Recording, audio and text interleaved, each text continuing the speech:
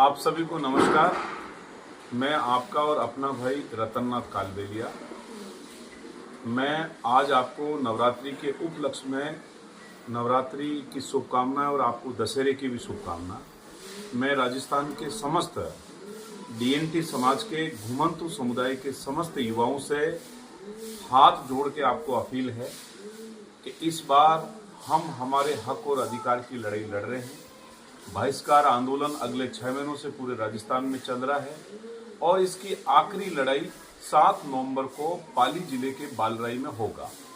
और आखिरी लड़ाई का मकसद ये है कि हमारे लोगों को हक और अधिकार और हमारे लोगों को आज़ादी के लिए हम लोग लड़ रहे हैं।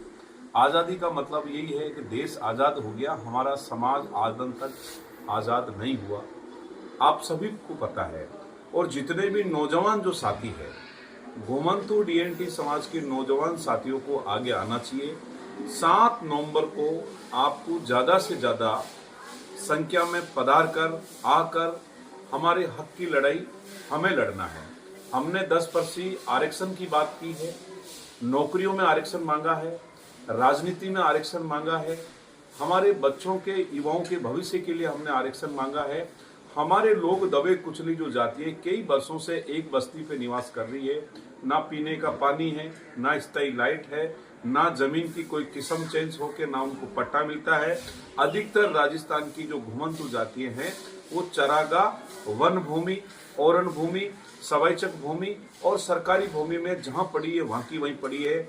वहां हमें मकान नहीं बनाने के लिए कई तरह के संघर्ष करना पड़ता है। आए दिन मेरे मोबाइल पर कॉल आता है, आज हमारा मंदिर तोड़ रहे हैं, आज हमारा घर तोड़ रहे हैं, आप आज हमारे को यहाँ से भगा रहे हैं, आज हमें झूठे मुकदमों में पुलिस लेके जा रही है, आज हमारे लोगों को जेल में डाल दिया है।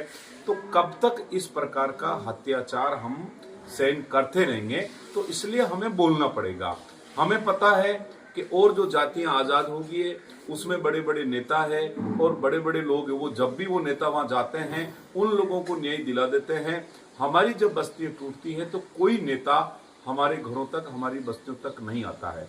बड़े आदमी का कुत्ता मर जाता है, बड़े बड़े लोग वहां बैठने के लिए जाते हैं, और हमारा इंसान मर जाता है, उनके शमशान घाट की दाग दफन देने के लिए हमें जगह नहीं मिलती है। तो हम क्यों कहेंगे कि हम आजाद हैं? इस कारण महात्मा गांधी जी ने जो लड़ाई लड़ी, सुभाष चंद्र बोस जी ने जो लड़ाई लड़ी, भगत सिंह जी ने जो लड़ाई लड़ी, तो ऐसे करके हम लोग ये बाबा साहब भीमराव अम्बेडकर साहब का जो संविधान बना है, इन संविधान के अनुसार हमें भी बराबरी का दर्जा दिया गया है।